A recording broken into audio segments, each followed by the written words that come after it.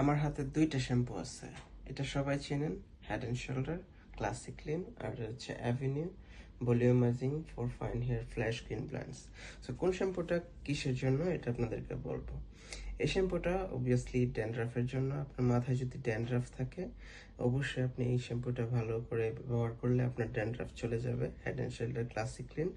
আর আপনার যদি মাথার যে স্কাল্প সেটা যদি ড্রাই হয়, ইচি হয় বা ফ্লাস্কি হয়, বা আপনার যদি অনেক সমস্যা হয় মাথার যে স্কাল্পে, তাহলে আপনি সেটা রিপেয়ারের জন্য এই ফ্রেশ গ্রিনস প্ল্যান্টটা নিতে পারেন অ্যাভিনিউর।